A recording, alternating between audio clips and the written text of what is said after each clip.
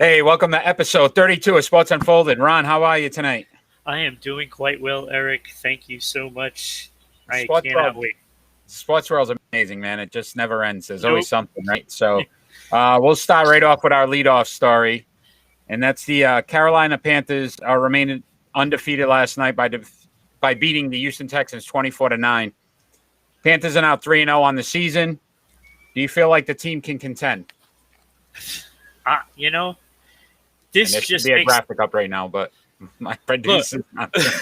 look. There we It go. is. It's quite simple that the Jets are an organization you don't want to go to because clearly Donald is managing the game extremely well. Yeah.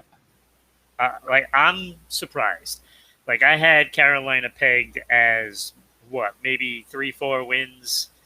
I thought maybe the Jets destroyed Darnold, but it just put him on hold until he left.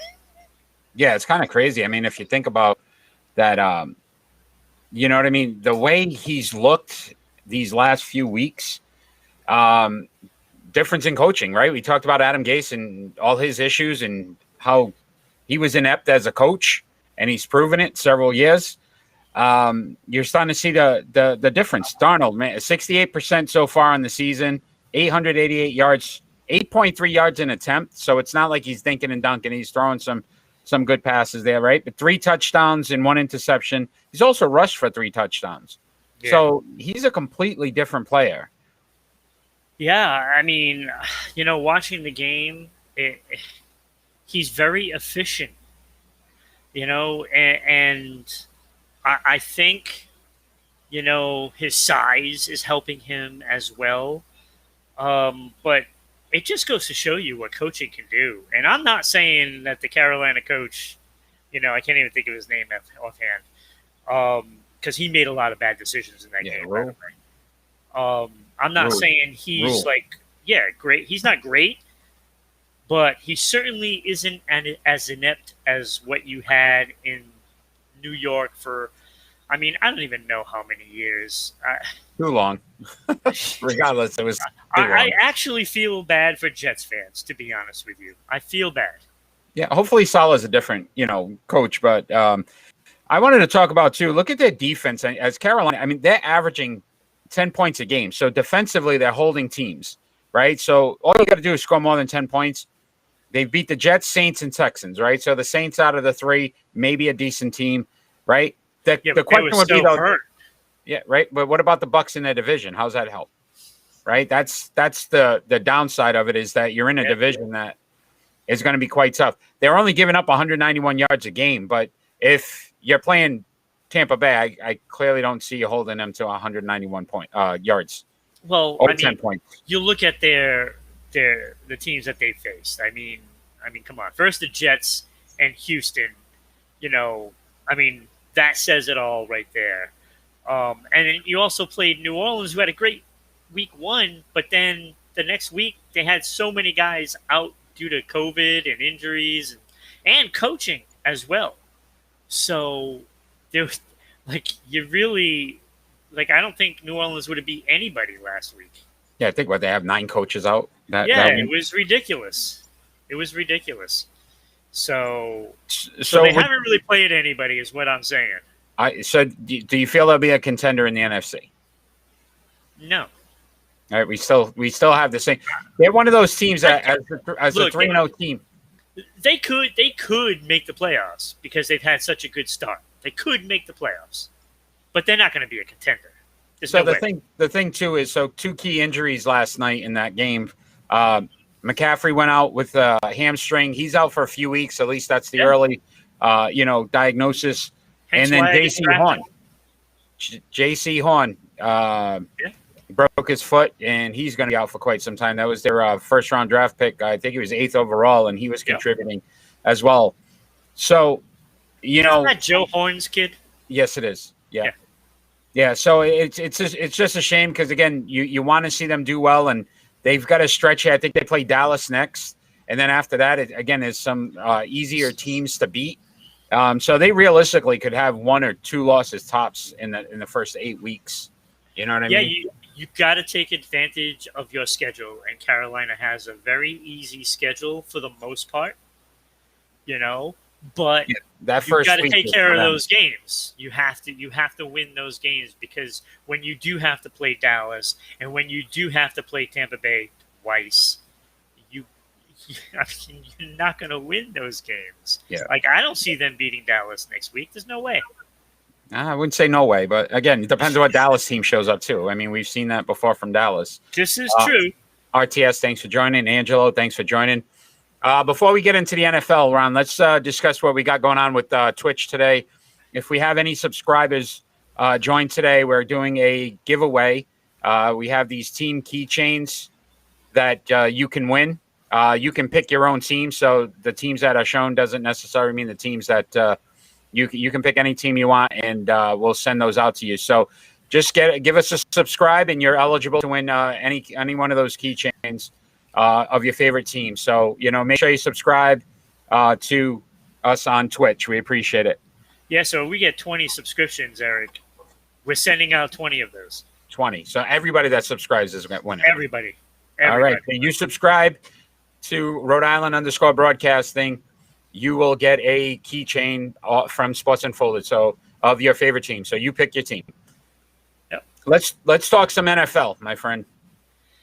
So there's been a rash of injuries to starting quarterbacks. It was like dominoes, Eric. It was like dominoes. Yeah. It's insane, right? So of these players, which one is more devastating for his team? So you got Andy Dalton in Chicago, Tua Tagovailoa in Miami, Tyrod Taylor in Houston, and Carson Wentz in Indianapolis. So I guess Carson Wentz actually practiced today. He's still not starting this Sunday. Eason will start, but he is a backup. Yeah, I think the team that loses is probably Houston. I mean, yeah, from what I saw of Mills last night, it was promising, but he's clearly not ready yet. And how about poor Tyrod Taylor? Like, this guy just cannot stay on the field. No. It just seems like one injury after another, and it's like he actually was playing pretty well. We all expected that team to be horrible, and they were competitive. And he was keeping them competitive. And then last night they put up 9 points. You know what I mean? So you saw the difference just at the quarterback play. What about Miami, though, who had a lot of high hopes? Right? Yeah, and well, now Brissett, look, I wasn't that sold on Tua. As you know, I had them taking a step back. Kenny has him in the Hall of Fame. Let's not forget our NFL preview. I know, yes. But I wasn't sold on him. So taking out Tua and putting in, Jacoby Brissett, I think is somewhat the same. Somewhat the same. Maybe not quite Tua's talent level, but at least you got Brissett, who has started in this league, and he can do something. So I feel a little more confident. Hey, maybe this team rallies around Brissett and they actually start winning. I mean, it could happen. Like, Brissett is not incapable of getting a win. Yeah, no. Again, he's done. He did it in New England when he stepped in. He played. He was a starting quarterback for the Indianapolis Colts. So from a standpoint of having experience, yeah, definitely. But again, I just think that this thing with Tua too is another alarming. He's been hurt a lot. He got hurt in college. He was hurt in the pros. Yeah, that's going to be his career. I mean, that's an obvious thing. Once you look, a player that has the injury bug a couple of years is going to keep having those injuries come and happen, and it seems like freak accidents. But that's the player's aura. You know what I'm saying?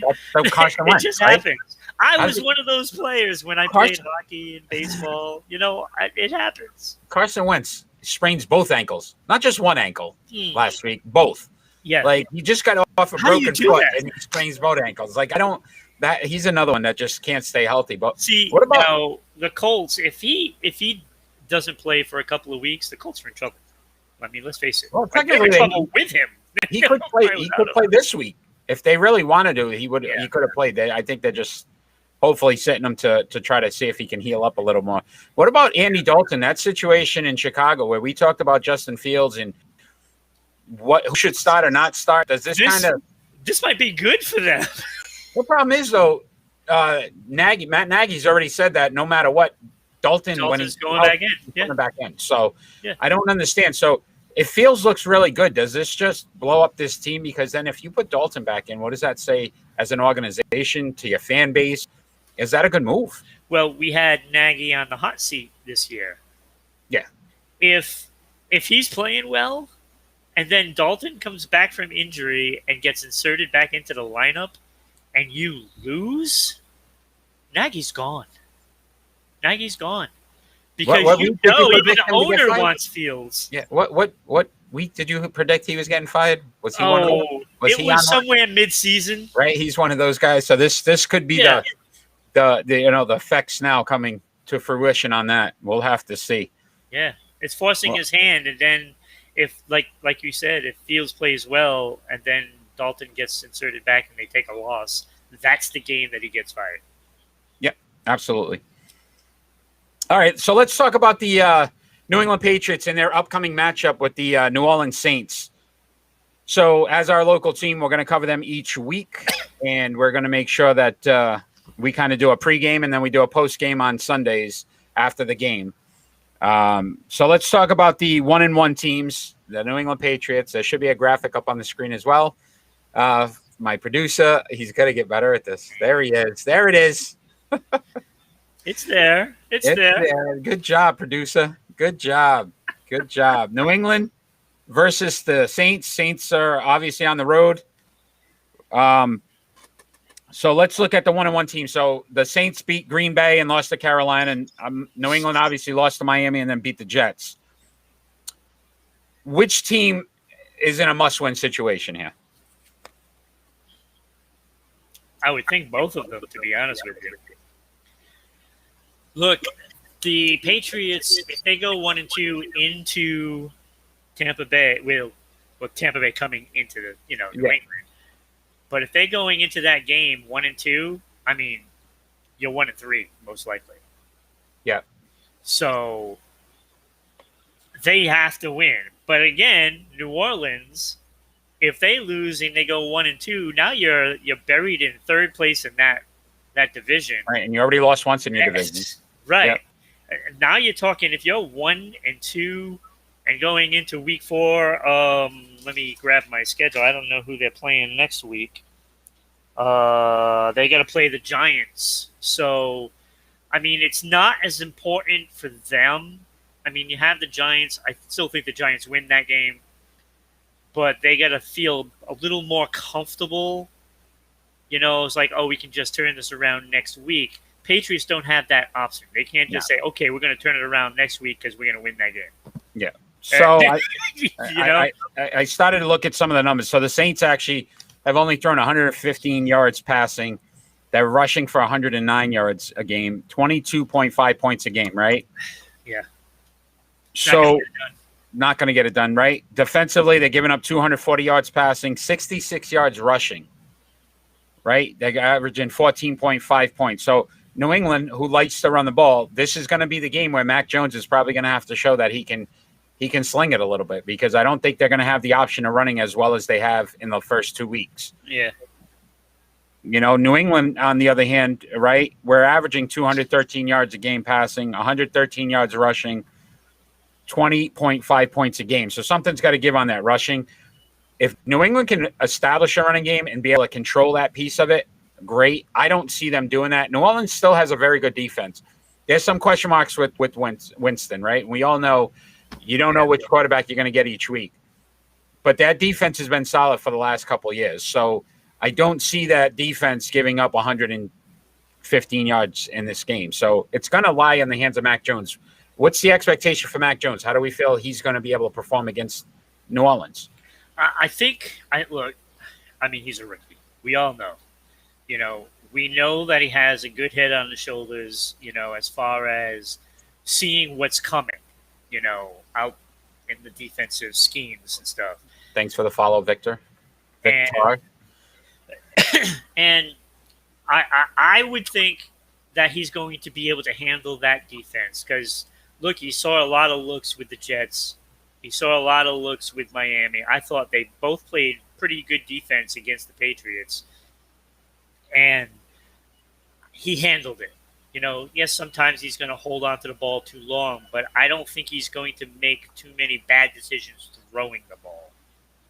So I think he's always going to be looking for that safe play, but it's only a matter of time before he starts really learning this offense and then starts expanding, his field of vision, so to speak. So I want to see, again, we've talked about the wide receiver play, right? More involvement from the wide receivers. But I also feel like you got to keep Alvin Kamara in check. New England, that's one of the keys. He's not rushing the ball extremely well, but he also has 7 receptions on the year. They use him out of the backfield. They make sure that they, do a lot of different things. Xavier, thanks for the follow. So that's 2 keychains already we're giving away. No, it's subscription. Oh, subscriptions. We need subscriptions, not follows. I got you. I'm sorry. If you subscribe, you can win a keychain. Any team you want. Choice. But thank you for following. We appreciate that as well. So keeping Kamara in check, that's important, right? Can the defense confuse Winston? That's going to be a key. I mean, yeah. like how many picks does he throw? He's thrown a lot of picks in his time. Correct. And yeah. I don't see a Bill Belichick team that can't turn that ball over at least 2 times in this game. At least. And I want to say, if typical New England, as usual. So Alex Guerrero came out, made some comments about Bill Belichick going into next week's game. And as the media and everyone else is trying to, ask him about it, what do they say? They're focused on this week, and our opponent is the Saints. So we're not looking past. We know what's coming up. Obviously, next week, we're going to have some massive discussions on these Bucks-Pats matchup. But, they need to win. I think New England, to your point, right, 2-1.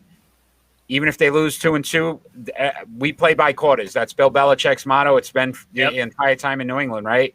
Going 500 the first quarter of this season isn't that bad with a rookie quarterback. And all these new free agents. And you still have a lot of games left that are very winnable. Yeah. So, I mean, it would have been nice to have that first game against Miami. But now you just have to make sure you win at Miami. And we know that's hard, but I think this team is capable of doing it, especially towards the end of the year, where I think they're going to be in more of a groove with Mac Jones. All right, so let's move on to our triple play, and it's still an NFL theme. So basically, these 3 wide receivers are leading the NFL in reception yards. Which one would you start, bench, and cut? So you got Deebo Samuel from the 49ers, Tyler Lockett from the Seahawks, and Cooper Kupp from the Rams. It's my week to go first, so I'll start us off. And I'm starting. So when I looked at this, I looked at the experience factor more than anything else and what they've done in their career, right? So I picked Tyler Lockett as my starter. He's had over 40 touchdowns in his career. He has 3 touchdowns this season, and if you look at it between the 3 of them, him and Kupp have 3. So to me, he's a touchdown machine. He has the opportunity to score for my team. Benching Cooper Kupp, if you're going with the same theory, 27 touchdowns over his career. He's actually the leader with receptions out of this group with 16 and 271 yards, 3 touchdowns. So, again, very solid, can do a lot of different things for your offense. I would go with him as my bench. I cut Deebo Samuel, only 5 career touchdowns in his career, is leading the league in yards with 282 yards. So, again, he has the ability to break it and make some things. But I want to score points. I want a guy that can get the ball in the end zone. So that's my triple play. That's pretty good. I did not go experience first. I kind of went the other way. Oh, wow. Okay. I went the other way. And I did my list basically by yards per reception. I like it. Okay. So I am starting Samuel, even though he's only had 3 seasons. But this kid's got a great future. He's going to be around for a long time. 14.9 yards per catch. Oof, that's nice. I mean, that's what you want. You get a couple of passes to him. Yeah. Right. Yeah. So, yeah. So, and and playing with a quarterback, Garoppolo, who's Jimmy a G. good quarterback, but Jimmy G. Yeah. he's not Stafford or Russell Wilson. So he's got the lesser of a quarterback throwing the ball to him, and he still has more yards per catch. Okay, I like it. I like your theory. Number 2, I went with Cooper Cup. Cooper Cup. Well, because his name, really. So he's being benched, but he's still making the team. 13.62, but let's face it, this is only his first year with a real quarterback. Hey, come on. Jared Goff's on the Hall of Fame, too, as according to Kenny. Let's not forget okay. that. But he still doesn't throw the ball like Matt Stafford. So, thanks for working. It's only his 5th season, and he's going to have a great year. Let's face it. Whoever drafted him in any fantasy football league, that is your boy right there. And then I cut Lockett. Look, I mean, I'd still love to have him. I mean, he's 14.77 yards per catch, but I don't see him winning. Better than Cup if you're going by your theory. Yes, but those numbers by Cup was with Goff throughout his career. Come on. So now, if you just do this year, that's going to be way higher. Going to go up. Way higher. Okay. No, I like it. 16, I like 17 yards. So that's what I went with. No, but I love it. You can't go wrong with any of them. No, all three of them. All three of them really good. So once again, if you're joining us, we're live on Rhode Island Broadcasting. We're on every Friday night at 6 p.m. on Facebook, YouTube, and Twitch. You can follow us at Sports Unfolded on Facebook and Twitter, at Broadcasting RI on Twitter, Sports_Unfolded on Instagram. Check us out on podcasting, Anchor, Google, and Spotify. And then you can also subscribe on Rhode Island _Broadcasting. Send us bits. We appreciate everything that you can do to support us. But please subscribe. If you subscribe, you'll actually win a team keychain. Ron's going to show them to you, and that's of the team of your choice. So whatever team you want, Sports Unfolded will send it to you. So really cool. Really cool. Turd Mistress, thanks for joining. Saw you last night on the Wrestling Den as well. Appreciate all the support. All right, my friend. You're the hockey guy. It's time. Let's get some NHL. We haven't talked NHL too much with the offseason, but we've got Jack Eichel has failed his physical with the Buffalo Sabres. A team has decided to strip him of his captaincy. What do you think the outcome's going to be? And the players on the screen right now, as my producer is going to put on there. I am on fire with this tonight. Look at that. With Jack Eichel. With Jack Eichel, it's – I mean, look, he's a good hockey player. I see him as a number 2 center on a team. I don't see him as a number 1. So, and Buffalo has been poorly run for many years now. I'm sorry. They get the best pick almost every year, and they squander it. Like we talk about the Jets and some of these other teams that it keeps squandering. This is what they do. Like they just squander players, all the time. He's not going to play for Buffalo this year. He's going to get traded. It's going to happen. So 6 years with the team, 139 goals, 216 assists. He only played in 21 games last season. But what about his trade value? I know you said, they're looking to trade him. I think they were asking for way too much. He's had some surgery. Both sides want this thing to happen. He wants out. The team wants him out. But can they happen? What is it ultimately going to take to get this guy out of Buffalo? And again, would a team that's a contender really want to pick him up? Well, I mean, if you need one piece, say you need a center that you just lost this offseason. This is a Boston reference. There we go. There goes the Bruins. David Krejci. Yeah. Wouldn't you want Taylor Hall to have a guy that can get him the puck?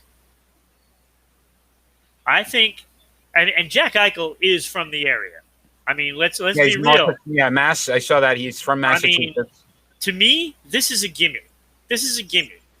And What would you give up for him, though? That's the key. I think what they're asking for is a little too much, is what they're saying. Is they try to trade him during the trade deadline. They try to trade him this summer, and I guess everybody's saying that they're asking for too much. Okay, so if they're asking for a first-round pick, I'm good with that. Because if you're drafting Jack Eichel in the first round, and if the Bruins are picking, hopefully last, hopefully last, but, they're probably going to be in that bottom, 5 to 10. Realistically, it's going to be somewhere in there. Yeah. Here, take the first pick. I'm taking Jack Eichel, 22nd overall. Yes. Hell so yes. What about 2 picks? 2 picks. I wouldn't do 2 first-rounders because that can set you back too far. I would do a first rounder 1 year and a second round then following year. So let me ask you this question, though. If you got Eichel in Boston with Hall, right, and what they have, with Bergeron and Marchand, does that make them a contender?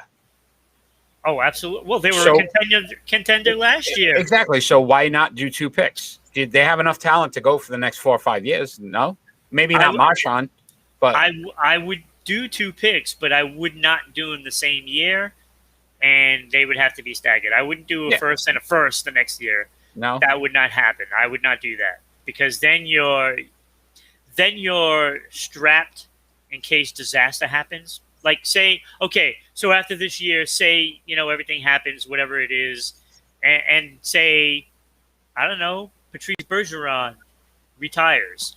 I don't think it's going to happen, but it could.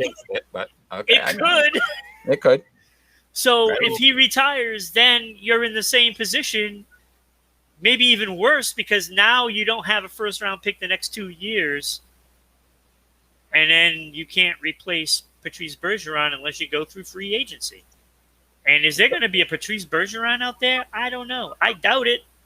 So the issue I have is that if Boston every year, and we talked about it in previous shows, right, as a contender, to me, you got to make a move now that's going to legitimately. You do have to make a move. You do have to make a move. If it's 2 first-round picks, but it's going to ultimately probably guarantee you a Stanley Cup Finals, which they need to get back to because they've had some inept, playoff experiences the last few years. Look, if I'm gonna give 2 first-round picks, I'm going to do, the next draft and then 2 after that. Yeah. I won't do back-to-back first round. And if Buffalo will take that, which they probably should, because then they would think 3 years from now the team might not be as good because it may lose Patrice Bergeron, it may lose, like a Marchand or whoever else. You're going to lose some of those players from, the team that they have this year. So I think I'll do some research and see if I can, find out what they were offering. We'll discuss that again next week. And see if it's something that Boston should do. But he won't play in Buffalo anymore. That's it. That's done. Speaking of Boston, former Boston great Zdeno Chara, he signed a 1-year deal with the New York Islanders. I know you were a big fan of his when he was in Boston. I still am. So what's your feelings on the signing?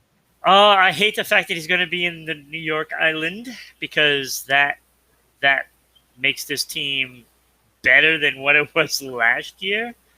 It's going to make all those defensemen better.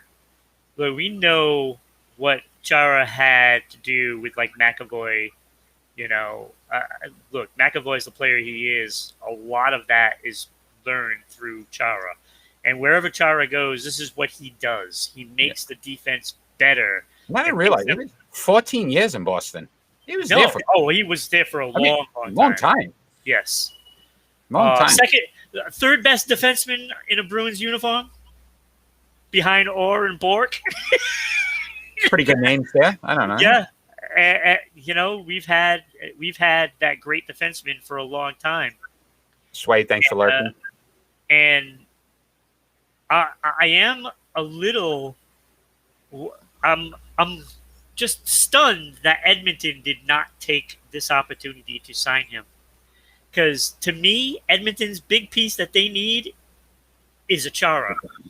Because this team can't get out of its own way in the playoffs. And to me, Chara would have made that team happen, and I would have guaranteed Edmonton going to the Stanley Cup if they would have signed Chara, because that's what they need right now. Yeah, I looked at it, 44, right? How much more can he contribute? I mean, he's up there in age. He started his career actually in New York with the Islanders in 97, 98. So he's been there before. So from a familiarity standpoint, he's been there. He knows the organization. I'm sure a lot's changed, but again, knows the organization, the area that. Do you realize in his career he's a plus 293? It's insane. Is that crazy? Look, defensively, probably the best defensive player in history. I can't even imagine. Not even Ray Bork was as good defensively as Chara. Like the size, the wingspan that he covers, he covers a lot of ice. And when you have 100-mile-an-hour shot to go along with that, oh my God, makes a difference. A difference. So hopefully he does well there. Not well enough to beat the Bruins, but hopefully he does well there. All right, my friend, it's face-off time. Face-off. And the gentleman that's going to be on the screen is who we're going to discuss. And one of us has to be for, and one of us has to be against. And that is the gentleman there, Eli Manning. So Eli Manning's jersey is going to be retired this weekend by the New York Giants. And our face-off tonight is going to be, should Eli Manning be in the NFL Hall of Fame? So not just the Giants organization, but all-time NFL Hall of Fame quarterback. Fans are out there. I'm not sure if anybody can chime in who's for, who's against. If not, I get the pick because I'm first this week. So we'll see if we get anybody to come on. Who is for Eli going into the Hall of Fame? And who is against? There's only two choices, Ron and Eric. Ron and Eric. Yeah, that's it. There's nobody else. Nobody wants to say it? All right, we'll go. All right, I got it. Say it! I'm going against. I am against him going into the Hall of Fame. Okay. All right. So if you want, I will begin whenever you're ready. Oh, go ahead. All right. So I looked at it a couple of different ways. He's a 500 quarterback. He's 117 in his career. He's thrown 366 touchdowns, 244 interceptions. I believe he led the league a couple of times in interceptions. His defense was the reason why he won 2 championships. Wasn't Eli Manning. Yes, he made some throws, but there were the unbelievable catches, so it wasn't even the throw itself. It was more about the catch than the throw. He's 8-4 in the playoffs, so it's not like his teams were dominant. He had 5 losing seasons in his career. And honestly, even the winning seasons, 9-7, 10-6, they weren't very good teams. They never dominated. He was never a top-notch quarterback, in my eyes. He was a good quarterback who got very lucky in the playoffs and beat a very good New England team once. The second New England team was not very good anyway. 2011 team was not a very good team. Oh, you're done? I'm done. Yeah, okay. That poses no threat. First thing I want to ask you, who were his receivers those years that he won those Super Bowls? Can you name any? I mean, who's the dude that caught the ball on the head? Yeah, so what's that got to do with it? So he had nothing to really throw to. Tom Brady had David Givens. That's a guy? That's better than anybody the Giants had. Stop it. All right, so what is everything measured? Super Bowls, right? He won 2 Super Bowls. 2 Super Bowls he won. And I don't care how you did it, because if you want to say, oh, well, defense won it, how many times did the defense win it for the Patriots? Oh, good. Right? So great point. So no. Yeah. If you were gonna draft a quarterback right now, and Dan Marino and Eli Manning are your 2 options, who are you taking? Eli Manning. You're nuts. Eli Manning. There is no way. Dan Marino won zip. Okay. Another point. Another point. Okay. 117 wins. Yes, I understand he went even because the team was so bad that they put around him. It's hard to make the playoffs. Mm-hmm. But Bradshaw, 107 wins in his career. 4 Super Bowl championships, right? 4. Great, right. Mm-hmm. Won by who? The defense, correct? No, Stallworth, Franco Harris. I mean, he had Lynn Swan Some of the greatest wide receivers in NFL history. Those defenses won those games. Were one of the best, yes. Okay. Joe Montana, 117 wins. Okay. So he's got the win total. Yeah, he's got the win total. He didn't have a Jerry Rice, so he didn't have a Lynn Swan. He didn't have any of that. He had David Tyree came up with a catch on his helmet. You just did a triple play and you put Lockett as your cut, right? And what did you say? If you think about the quarterback, right? Russell Wilson makes that team better, right? Eli Manning didn't make that team better. They were a 500 team. That team wasn't even supposed to be 500. That team, the teams that went to the Super Bowl, they weren't even supposed to make the playoffs. So Michael brought them to the playoffs, and he got them all the way through. Yeah, Michael Strahan, one of the best defensive ends. Yes, he's a Hall of Famer. They had Hall of Fame guys on the defense. They had no Hall of Famers on the offensive side overall. Exactly, that's the point I'm making. So why should he go in? Just because he won 2 Super Bowls? He didn't do anything to win the 2 Super Bowls. Yes, he absolutely. He had to carry that offense. That offense was abysmal, and he still managed to get them there. 2 Super Bowls. How many did his brother have? 2. Okay. And Peyton Manning had all that talent for years and years and years, and only won 2 Super Bowls. And you put Eli Manning ahead of him based on? Look, I'm just telling you. Eli Manning had nothing on offense and still got the job done. He had to do it with nothing.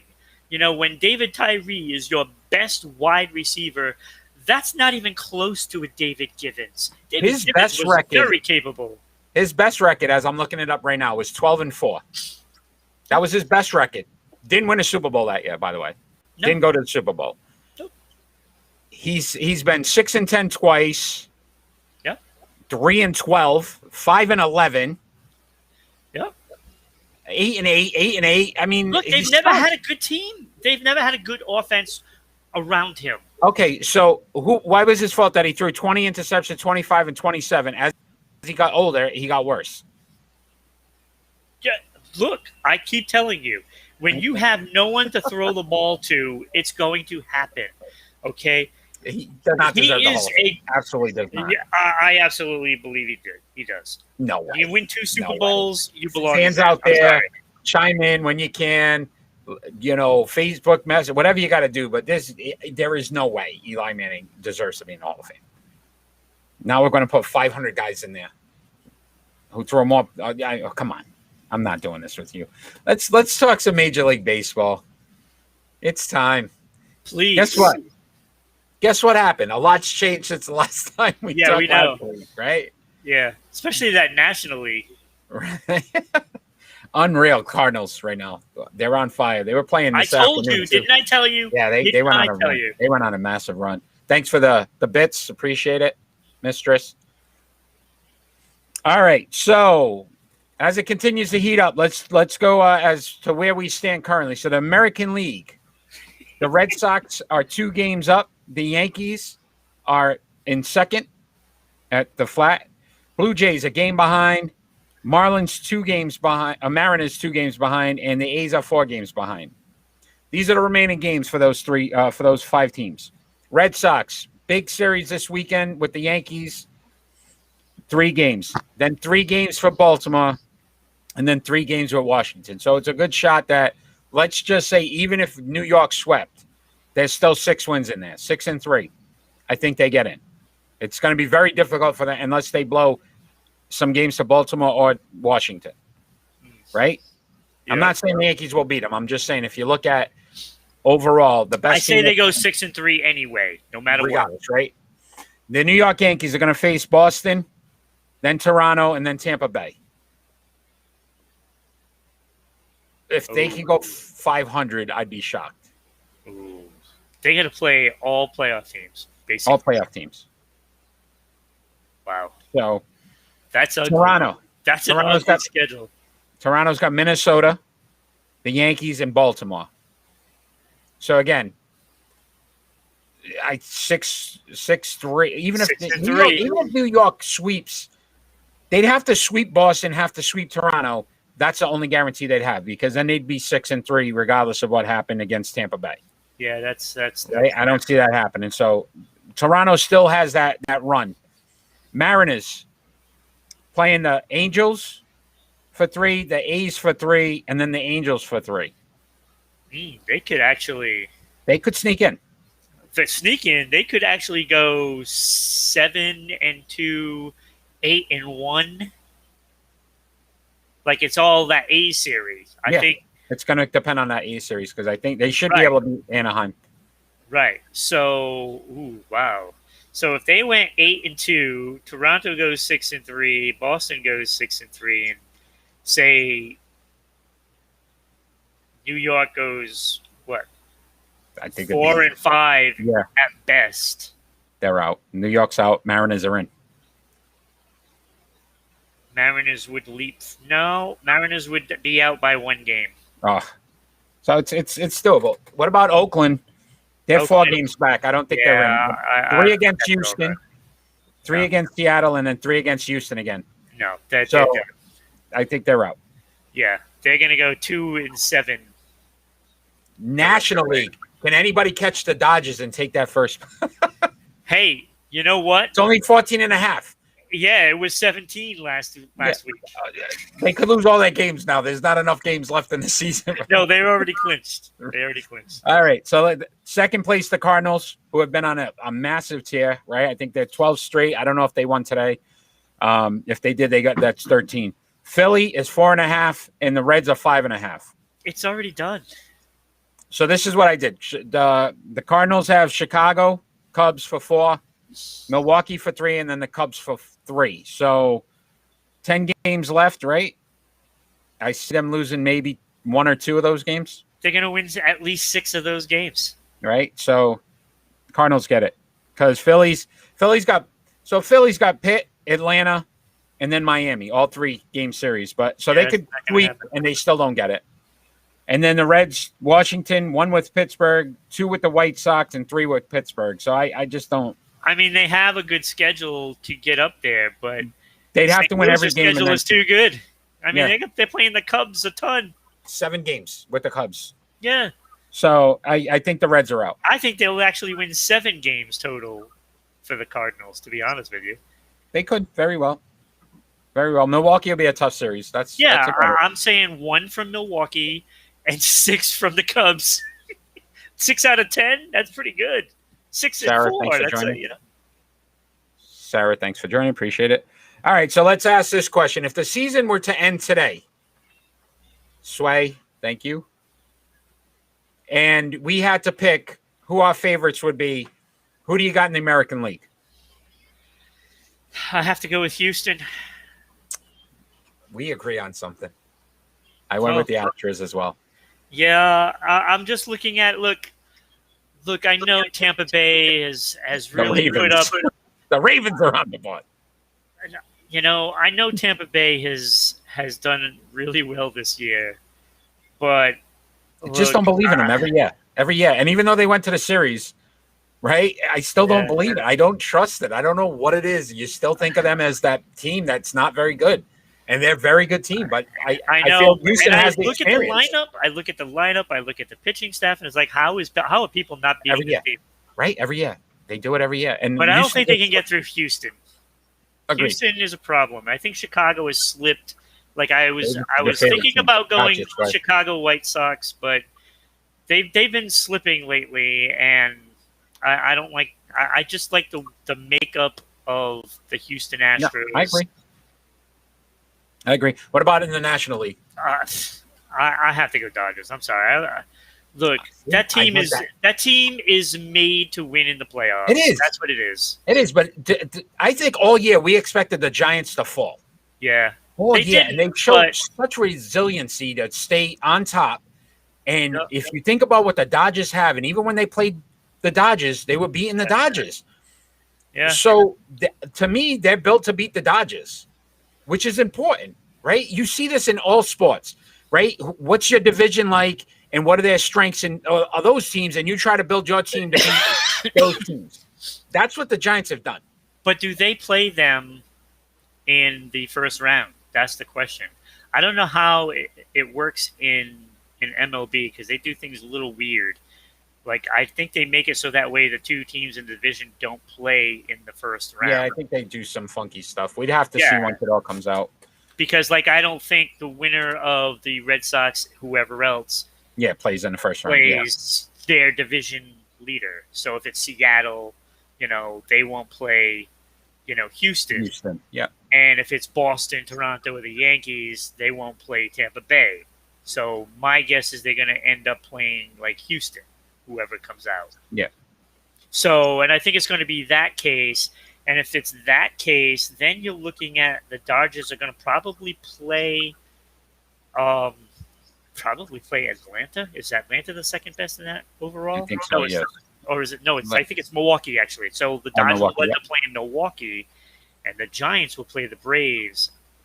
And I think the Braves are built so that way they can beat the Giants. And I think that's what's going to happen. I think everybody's sleeping on the Giants. They've proven all year. Like if there's a fluke and you go, oh well, look, you know what? They held it for so long. They've had the best record in baseball the entire season. Yeah, they have, and that's that pitching staff. That pitching staff has been phenomenal. So, do you have any surprises? Because I got a couple teams that I'm saying maybe.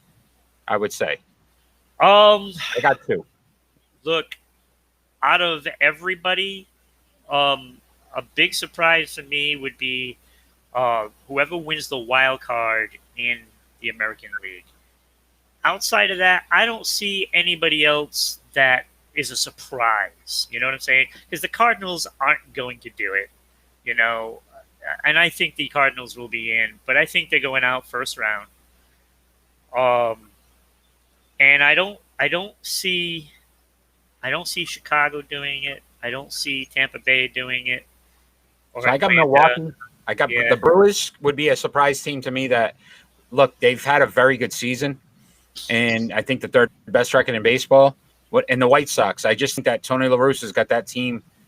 The coaching aspect of what he's been able to do with the White Sox is key. In the playoffs, he's been there. He's won World Series. So those two teams, I would say, just keep an eye on because they could possibly sneak up and end up winning it all. Yeah, I'd like the American League wild card team, basically. Yeah. Because, like, there's a lot. Look, first of all, everybody thought Yankees were going to roll. Everybody. I don't know if there's a single person that said Yankees weren't making the playoffs, So just that factor alone, if the Yankees end up coming out of that wild card spot, that's scary. And the same thing with the Red Sox. The Red Sox have a bunch of players that have been to the World Series, have World Series rings. They are one of those teams that have so much makeup of playoffs that it is scary for whoever's going to play them. And then you throw Sale on top of that. Yeah, no, and you have a chance. And then Toronto with those lineup. hitters. My Lord. Yeah, so I wouldn't want to play them either. Yeah, so the American League's definitely going to be fun. I think it's a two-team race in the National League, realistically, the Giants and the Dodgers. Yeah, I don't see anybody it's all about seeding. It's all about seeding. But once again, if you're joining us, we're live and we're on Rhode Island Broadcasting. We're on every Friday night at 6 p.m. We're on Facebook, YouTube, and Twitch. You can follow us at Sports Unfolded on Facebook and Twitter, at Broadcasting RI on Twitter, Sports_Unfolded on Instagram. You can listen to us on our podcast on Anchor, Google, and Spotify. And please subscribe to us on Rhode Island_Broadcasting on Twitch. Send your bits.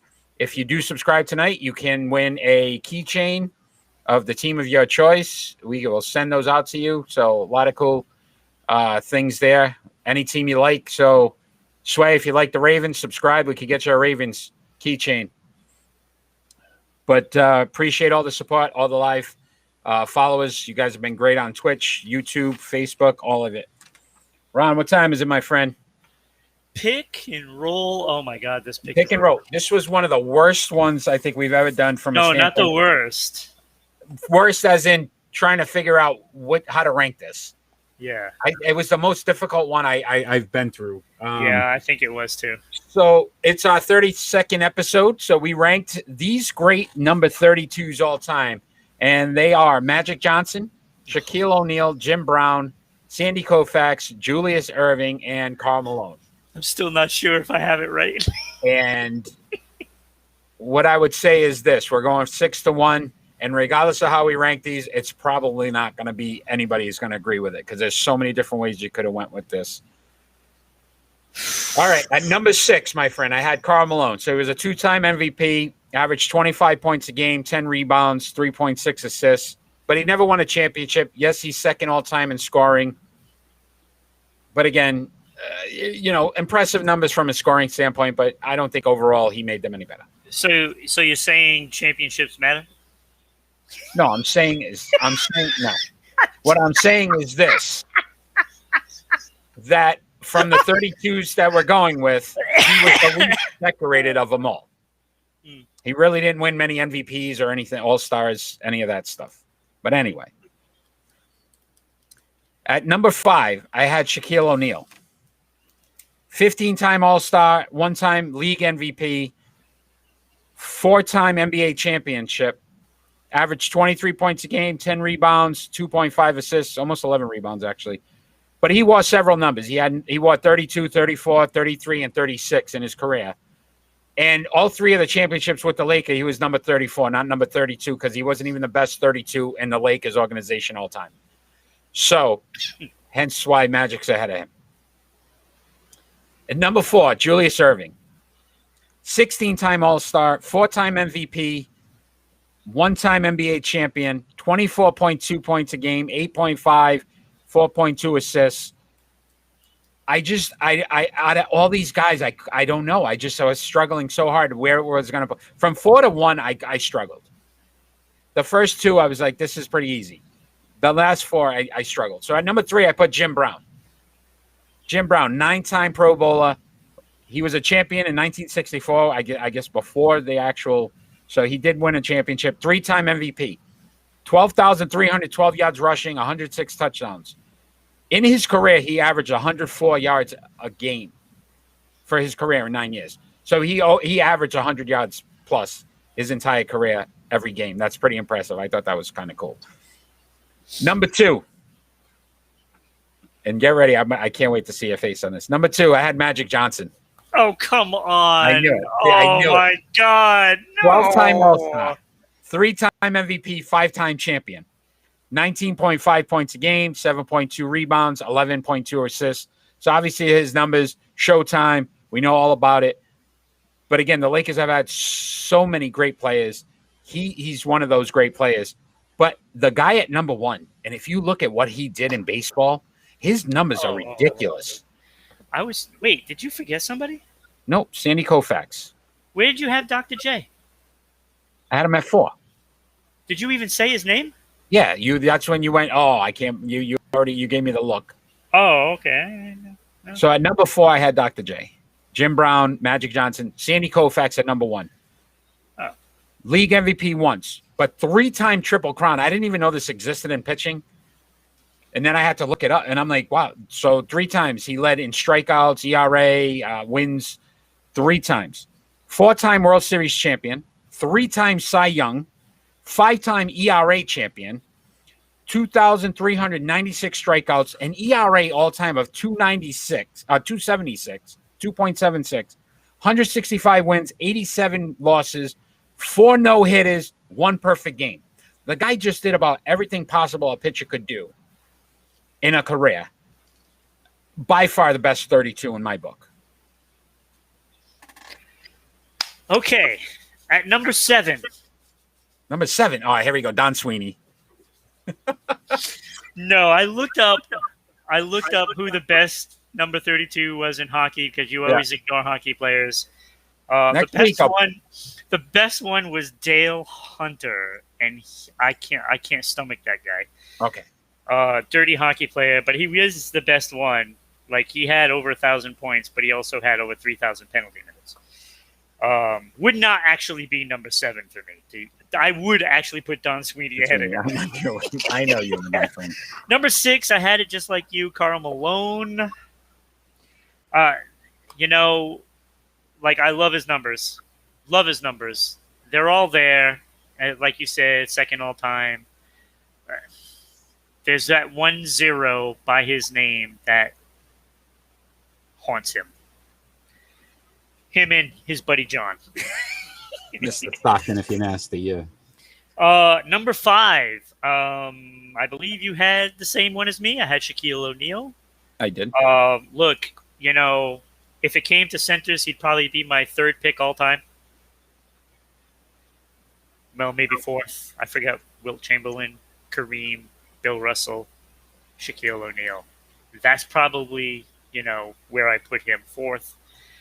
Look, it's the Lakers era that kind of ruined it for me because he didn't wear number 32 because you can't. Right, and that's why I said 3 championships. He wasn't the best Laker. So you take away those, and it becomes very much different. 1-1 with Miami, yep. Right. So, Shaq is one of the best to ever play, no doubt, but really not 32 his whole career. Oh, so that left me with number 4, Jim Brown. This was a tough one for me because it's the era that Jim Brown played in isn't like today's game. He'd probably average more today.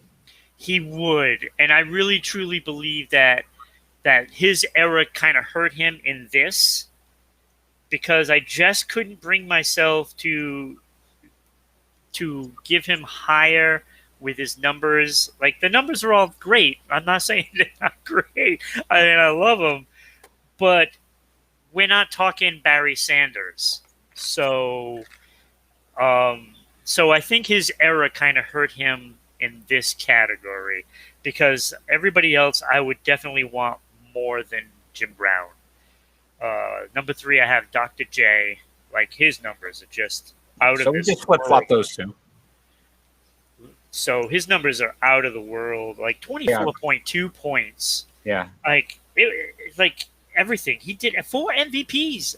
4 MVPs. That's just amazing. His 16 All-Stars. This guy was great. He's the original Air in my book. Yep. Everybody calls Air Jordan, Yeah. But this guy, Dr. J was the one that started. He was the guy. Agreed. Number 2 was Magic Johnson.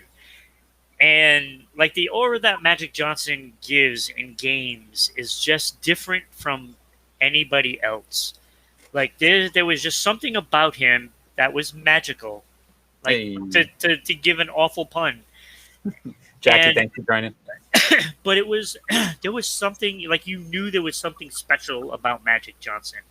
And what really topped it all off for me, for Magic Johnson to be number 2 over Dr. J, Magic Johnson has a Grammy. Oh, that's a good point. He has a Grammy. I like it. So that's one extra award for him. Thanks for joining. I believe it was that the Do They Know It's Christmas or We Are the World. I think he got it for something like that.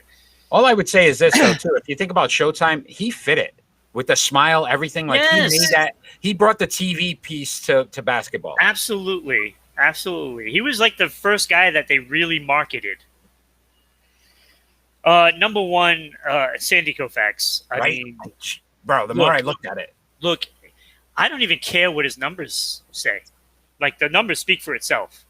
But when you're watching footage from any game that he pitched, any game that he pitched, it was pure domination. You're talking about a guy that had under 2 ERA several times. Yeah.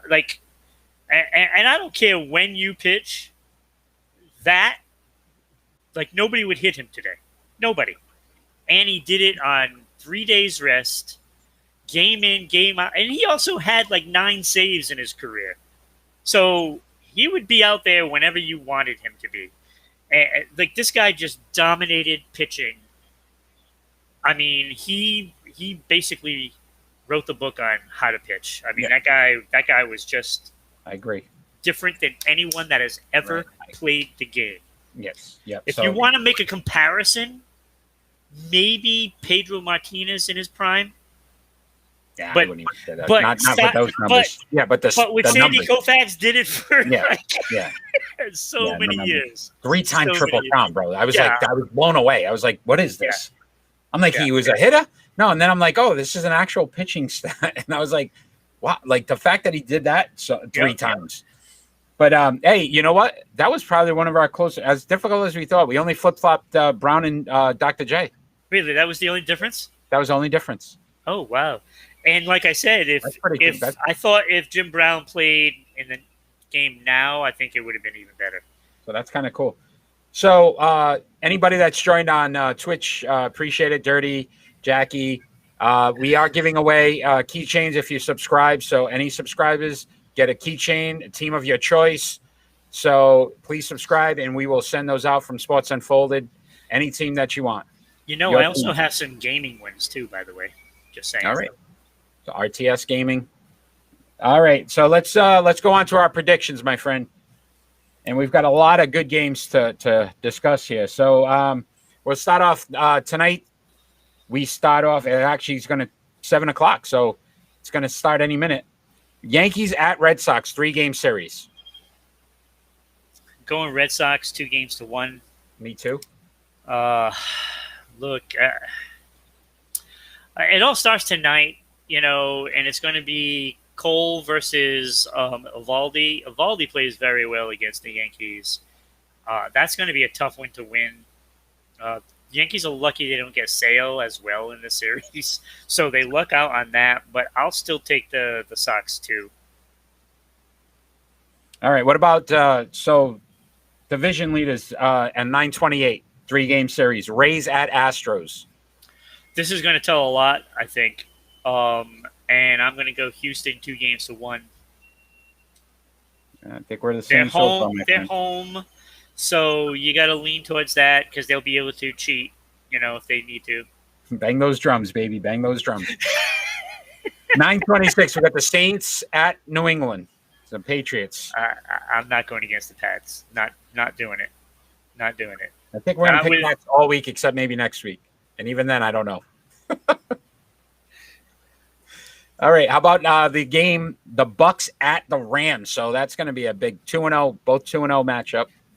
This is going to be another reason why the Patriots will not win next week. The Rams are going to win this game, and that just sets up an angry Tom Brady for Week 4 playing against the Pats. And unfortunately, I would love the Bucks to win this game because you want Brady to be happy and overlooking the Patriots. And not that he would ever do that to anybody, but no. But Rams are going to beat them, and it's going to be an angry Tom. Yeah, so I agree. I want to go against you, but I can't. 9:25, we got Notre Dame, number 12 Notre Dame at number 18 Wisconsin. I don't know. I throw these in there because we can go either way, and then this will be our one. By the way, you won last week 3-0. Oh, 3-0. Woo. Good job. Here we go. Do you have like a complete total of all the games? I wish I did. We're going to have to watch every episode, and then we'll have to. Yeah, I guess so. more work to do. There you go. I'm going to go with Notre Dame, the away team. All right. I'll go Wisconsin just for the hell of it. So we got one different. Yeah. So somebody will win. Somebody's got to win. I'll go with the home team. Notre Dame really hasn't played too well. All right. If you enjoyed the show this week, tune in next week as our pick and roll will be all-time number 33s. And there will be a hockey player in it. Oh, I know there will be. So actually, a couple of them, if I'm not mistaken. At least one. We're obviously going to have a good conversation about the Bucks versus the Pats. So that game will be next Sunday. So we'll be definitely talking about that. Obviously, we'll continue to talk about the Major League Baseball wildcard race and what's been going on there. So if you are joining us, we're live on Rhode Island Broadcasting. We're on every Friday night at 6 p.m. We're on Facebook, YouTube, and Twitch. You can follow us at Sports Unfolded on Facebook and Twitter, at Broadcasting RI on Twitter, Sports_Unfolded on Instagram. Listen to us on Anchor, Google, and Spotify if you can't watch us. And then subscribe to us on Twitch on Rhode Island_Broadcasting. We did have a giveaway tonight of some great keychains, team of your choice, or as Ron said, even some gaming ones. If there's a gaming one that you'd like, we can work on that. But please subscribe. We're looking to get to 25 subscribers, right? 200 followers. So you guys are helping with the follows. Thank you so much for that. All right, my friend, we're going into our final thought. If you haven't watched the show before, our final thought is always a topic. Doesn't necessarily have to be sports related. It's just something that's going on in the world today that we might feel affects us, or it could be a sports related story. My final thought is actually about this past weekend. Some minor league players wore a teal wristband, and it was to promote better wages for these players. So the federal poverty, hold on, the federal poverty level is considered $12,880. All right. If you play single A ball, you make $6,000 for the season. Double A, 9,350. So both below the poverty level. And triple A makes 15,000 on average. These are on average, so this doesn't necessarily. But what they're saying is, if you think about from a standpoint of they can't get second jobs or third jobs because again they're traveling, they're doing things for the organization. So they're supposed to live on $6,000. Basically, it's a lot to ask for. Major League Baseball makes a lot of money. These players sometimes are in these systems for years at a time before they even get called up or even have an opportunity. To me, I thought it was just a strong sign to show, like, hey, we need to pay these players a little better because, again, some of these guys blow out their knees, something happens, they'll never play baseball again. And to say they made $6,000 to me is a joke. That's my final thought. You're up. I just have one thought for those players. Get better. Sorry. I don't feel bad because kid out of high school is going to go there and he's going to be in the system. That's just how it works, Ron. They can get jobs just like everybody else. How? What do you mean how? They're traveling. For 3 months. What do you think people do? They get seasonal jobs, Look, I don't feel bad. I'm sorry, Eric. I don't feel bad for players that could make millions and millions of dollars if they make it. And yes, I know it's if they make What's it. What's the percentage? And that's the chance that they have. That's what they're making a gamble on their lives. And yes, I understand that. And yes, it's not a lot of money. But if they get to that triple A level, they're making some money. Don't feel so bad for them. Oh well. Okay. Like, look, it was like maybe 20 years ago, NHL players had to have second jobs in the NHL. So, to me, I don't feel bad. What's going to happen in the NHL this year? They got a new TV deal, right, with ESPN, TNT. They're going to make more money. Players get more money. These organizations are making money, and yet they can't pay these guys or give them adequate living arrangements. These guys are spending one bedroom with 5 guys in it. It's just not going to happen because that ultimately, no matter what, if you want them to make more money, they're just going to charge people more. That's all it comes down to. It's going to come out of the fans' pocket every single time. And I think we're paying enough for these prima donnas to be, especially in baseball, these prima donnas to go out there and play baseball for a living. Okay. When they're squabbling over $100 million. Okay. I just don't feel bad. I don't feel bad. That's the job. Ryan, thanks for joining. So, all right. So my final thought goes out to the situation we're about to uncork. Brady versus New England, Brady versus Belichick, however you want to spin it. I really don't want it to get ugly because this is a guy that played for you, the fans, for 20 years, brought us 6 Super Bowls, and now all of a sudden most people hate him because he's playing for another team, or there's going to be some bickering back and forth with the media causing a lot of that problem. I am not going to hold a grudge on Tom Brady for no reason because he brought us 6 championships. And yes, I understand he's not here now, but I still root for the guy. And I just don't want bad blood with the fans and Tom Brady. When Tom Brady gets announced in that game, I want the fans to welcome him in open arms. And the more I hear the media and fans calling up these shows and how they hate Tom Brady now. And it's like, come on, how do you do this to a guy that brought you all these championships and change sports in New England? Because if it wasn't for the Patriots, you would not have championships with the Red Sox. You would not have championship with the Celtics, and you would not have a championship with the Bruins because they took on the persona of the Patriots, and that's what made New England sports great. And if you lash out on the guy that brought you there, it's wrong. So I will say to anybody that's watching now, watch next week. I disagree with you 100%. I don't think any fans in New England hate Tom Brady. I heard it a lot on the call-ups. I think the problem is that people can't separate Brady and the Patriots.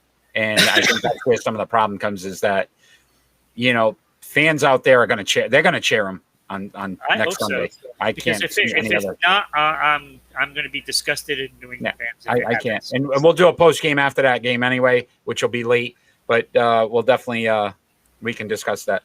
But once again, Ron, thanks for joining episode 32, Sports Unfolded. All the fans that are out there, if you subscribed, you have an opportunity to win those keychains. So any keychain of the team of your choice. So make sure you subscribe to us on Twitch. We'll do it all again next week, my friend. And then this Sunday, we'll do a Patriots postgame after the Saints game. So we'll see you. We'll see all the fans out there then. Fans out there, take care. Ron, have a great night. Peace. Take care, everybody.